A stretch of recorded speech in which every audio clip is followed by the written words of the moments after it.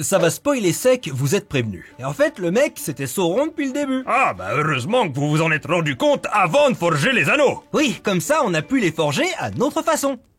Bordel de merde. Si vous avez la vingtaine, être payé au SMIC, environ 16 000 € annuels net en 2022, que vous ne faites aucune dépense, que vous travaillez sans interruption pendant les 60 ans qui vous restent à vivre, vous aurez accumulé un peu moins d'1 million d'euros. Il vous faudrait donc vivre et travailler 60 000 ans pour accumuler 1 milliard d'euros. Et là, seulement là, vous vous retrouverez avec la possibilité de faire votre propre série Seigneur des Anneaux. En attendant, on va devoir se contenter de celle de Jeff Bezos. Alors, que vaut la série la plus chère du monde? On va commencer par les compliments, soyons pas de mauvaise foi. C'est joli, les effets spéciaux, les décors, les musiques. On peut également souligner le cast avec des acteurs très doués. Au passage, si ce qui vous gêne dans la série c'est les acteurs noirs, vous êtes clairement pas venus voir la bonne vidéo. Ici, nos mamans et nos papas ne sont pas frères et sœurs. La mise en scène est parfois sympa, il y a de bonnes idées, et toutes les chorégraphies de combat ne sont pas ridicules. Il y en a des biens. Mais ce qui nous intéresse ici, c'est pas les bons points. Et attention, mon objectif c'est pas de cracher gratuitement sur la série. Si vous avez bien aimé, tant mieux pour vous.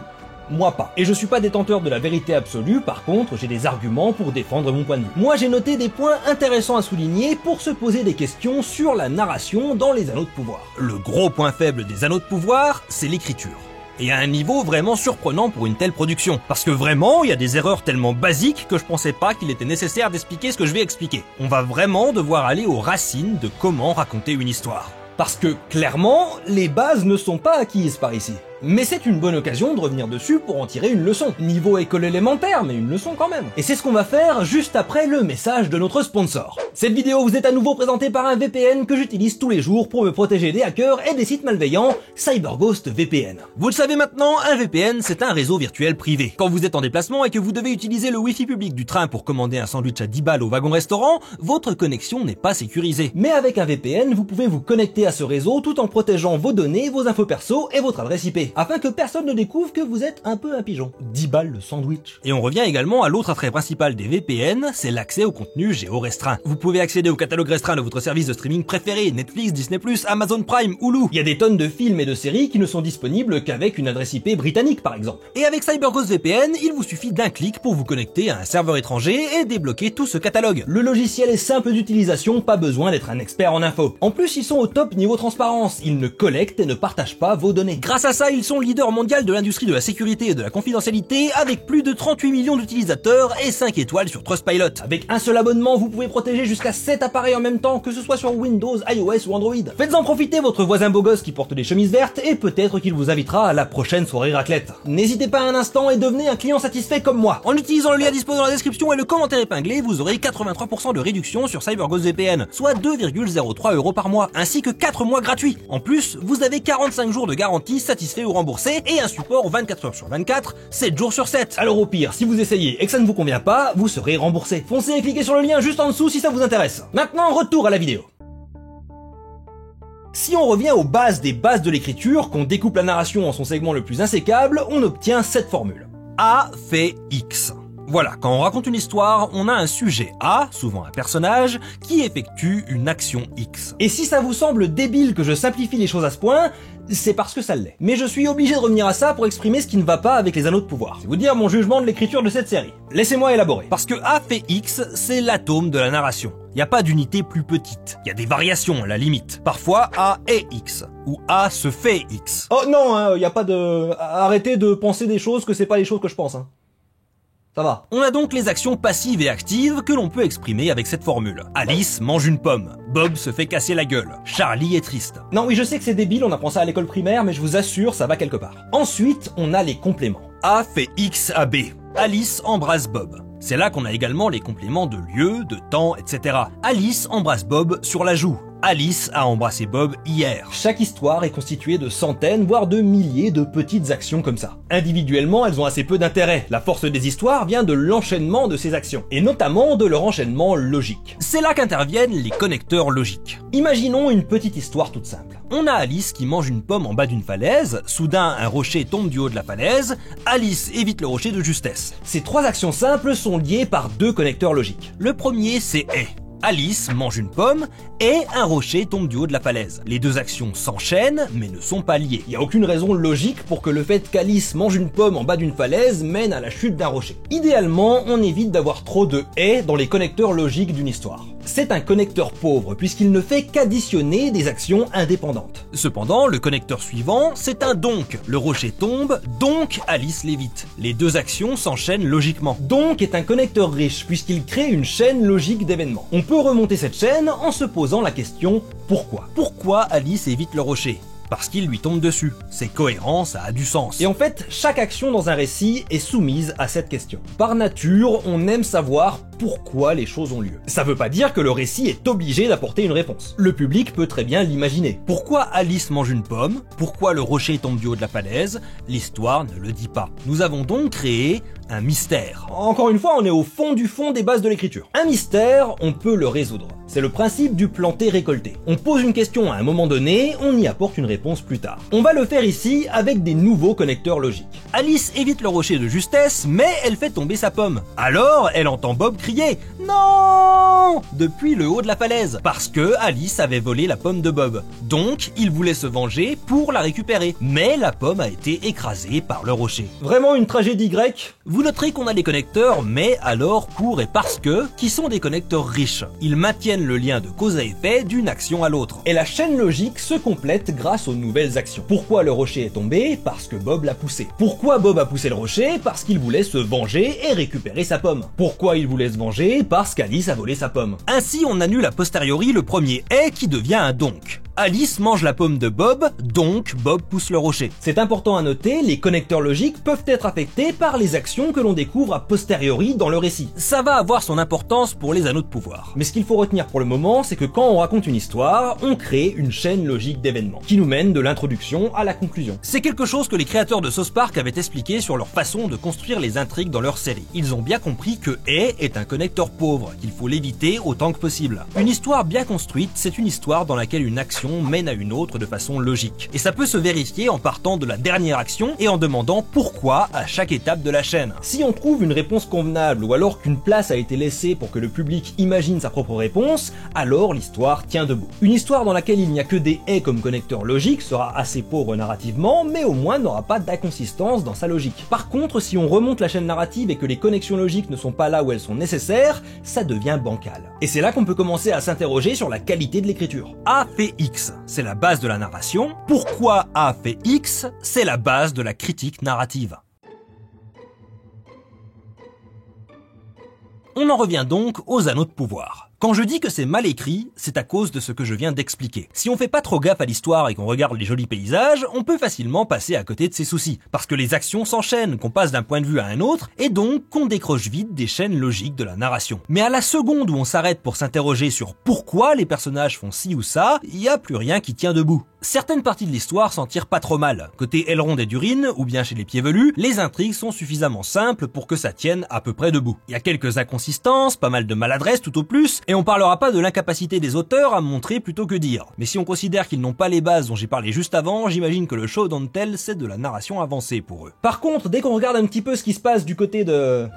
I've had many names.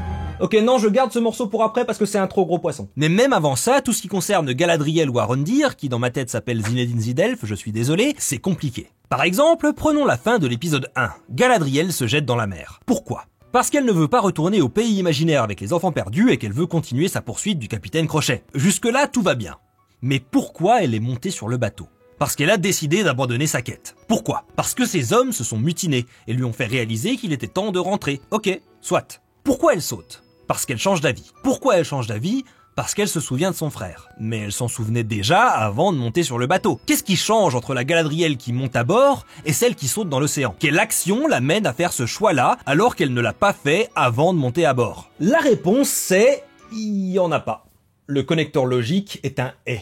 Elle monte sur le bateau et elle descend du bateau. Allez, avec moins de mauvaise foi, elle monte sur le bateau et elle se rappelle de son frère, donc elle descend du bateau. Ça reste très léger pour une action aussi drastique que se jeter en plein milieu de l'océan. Les choix importants d'un personnage dans un récit, ils sont importants. Donc c'est ceux-là qui ont le plus besoin de justification et de connecteurs logiques riches. Et c'est pas compliqué à régler comme problème d'écriture, c'est ça qui m'énerve. Elle aurait pu ne pas monter à bord. Ou bien on aurait pu ajouter une action quelconque sur le bateau qui lui fait changer d'avis à nouveau et choisir sa vengeance plutôt que de rentrer à la maison. Rien qu'avoir un des elfes à bord qui dit dit un truc qui rappelle son frère à Galadriel. Là, personne ne parle, tout le monde attend en silence. Pire que ça, il y avait une raison toute trouvée. Au même moment, tous les autres personnages voient l'étoile filante dans le ciel, tous sauf Galadriel, la seule pour qui ce serait un signe du retour de Sauron et pour qui ça justifierait de sauter à la mer. C'était tout cru, il y avait qu'à se servir dans ce que l'épisode était déjà en train de faire. Mais non.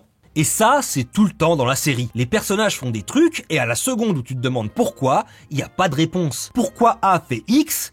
On sait pas. Ce qui rend les personnages vides. Si on ne comprend pas pourquoi A fait X, on ne comprend pas A. On ne s'attache pas à A. Et quand A fera Y, on n'aura aucune raison d'y prêter attention. C'est pour ça que beaucoup de critiques trouvent qu'il ne se passe rien et qu'on s'emmerde devant la série. Et c'est pas vrai, il se passe plein de trucs. Mais comme les actions n'ont pas de sens, c'est comme s'il se passait rien. Sauf que ça, on est trop distrait pendant toute la saison pour le remarquer. Parce que la série nous agite une petite marionnette sous les yeux pour nous distraire. Salut les enfants!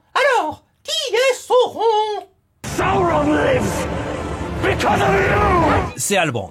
Si vous l'aviez pas deviné à la moitié de la série, bravo, vous avez été bien distrait par toutes les fausses pistes foireuses. Je vous invite à regarder n'importe quelle série policière des années 2000 pour développer votre sens d'enquêteur narratif. Vous apprendrez ainsi que plus c'est mal écrit, plus il y a de chances pour que le coupable soit le personnage que l'enquêteur ne soupçonne jamais. Parce qu'en fait, votre erreur, ça a été de chercher des indices logiques sur les actions de Sauron pour mettre son plan en œuvre. Et cette série n'est pas assez bien écrite pour ça. Sauron, c'est donc ce type. Ok, pourquoi pas. Maintenant, on va faire un petit truc. Vous vous souvenez de l'astuce que je vous ai apprise tout à l'heure? En sachant que Halbrand est Sauron, on obtient l'action initiale de sa chaîne logique narrative. Sauron veut que les elfes forgent des anneaux de pouvoir. Toutes ces actions dans la série découlent de ce plan machiavélique. Après, la série lui donne des raisons de vouloir faire ça, mais elles restent tellement vagues qu'on peut complètement les ignorer. Donc, avec ce premier maillon, quel est l'enchaînement logique des actions de Sauron? Il veut forger des anneaux de pouvoir, donc il s'échoue en mer sur un radeau de fortune avec des gens au hasard qui sont peut-être ses sbires ou pas, afin de repêcher Galadriel. De ce qu'on sait, il a fait ça au pif total. Ou alors, c'est parce qu'il savait qu'elle allait se jeter du bateau. Comment il le savait? Eh bien, comme le récit lui-même ne donne pas de raison logique à cette action, ça va être difficile de trouver une raison logique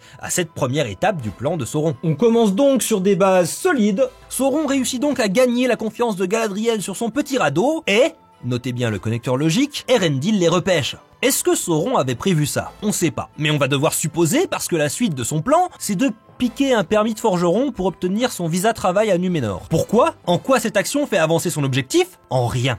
Et c'est ça tout le long. Parce que l'objectif de la série, c'est pas de montrer le terrible plan secret qui a permis à Sauron de tromper les elfes et de forger l'anneau. C'est de faire une mystery box et de surprendre les gens avec une révélation finale. Narrativement, c'est à chier, mais ça fait du tweet. J'ai déjà dit que j'étais très las de cet écueil contemporain dans lequel tombent de plus en plus d'œuvres. Parce que je suis très las de cet écueil contemporain dans lequel tombent de plus en plus d'œuvres.